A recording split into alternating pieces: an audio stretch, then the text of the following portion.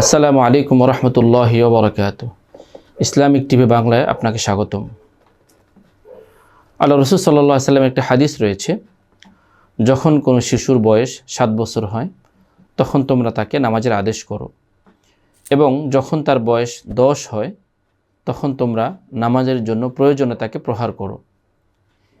এই হাদিস থেকে আমরা বুঝি, যে কোনো বাচ্চার বয়স যখন 7 বছর হয় তখন থেকে ইসলামের বিধিবিধান, বিশেষ করে ফরজ যে বিধিবিধান রয়েছে সেগুলোর বিষয়ে তাকে উৎসাহ দেওয়া, তাকিদ দেওয়া।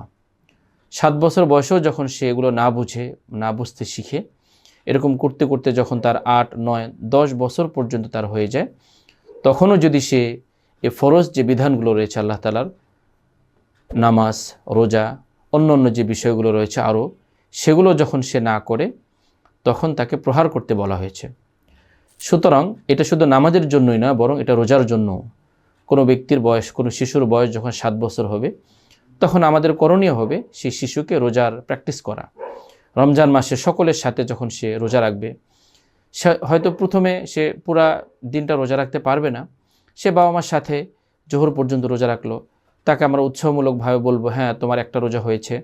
দুপুরে তাকে খাওয়ালেন, এরপরে বললেন তোমার আরেকটা রোজা হয়েছে। যেহেতু এখানে তার উপরে শরীয়তের কোনো বিধান নেই, শুধুমাত্র তাকে উৎসাহ এবং শিক্ষামূলকের জন্য এই প্রশিক্ষণটা আমরা দেওয়াতে পারি।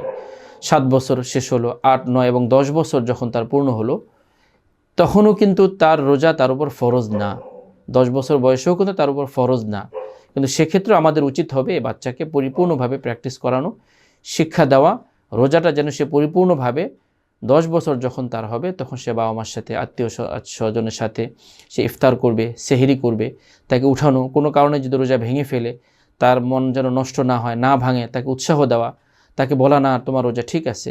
এরকমভাবে যখন সে শিখবে, 10 বছর পর্যন্ত শিখবে, 11 বছরও শিখবে, যখন সে প্রাপ্তবয়স্ক হবে 13, 14, 15 বছরে গিয়ে, তখন এই 7 বছর থেকে যখন আমরা তাকে প্র্যাকটিস করতে থাকবো, প্রশিক্ষণ দিতে থাকবো, উৎসাহ দিতে থাকবো, বাবা মার সাথে যখন সে চলতে ফিরতে যখন সে দেখবে পরিবারের সবাই রোজা রাখছে, পরিবারের সবাই ঠিকমতো নামাজ পড়ছে, পরিবারের সবাই অন্যান্য ভালো কাজগুলো করছে, তখন এই ছেলে যখন সে প্রাপ্তবয়স্ক হবে, অ্যাডাল্ট হবে, 15 এবং 16 বছর যখন তার হবে, তখন সে নিজ থেকেই এই কাজগুলো করার চেষ্টা করবে।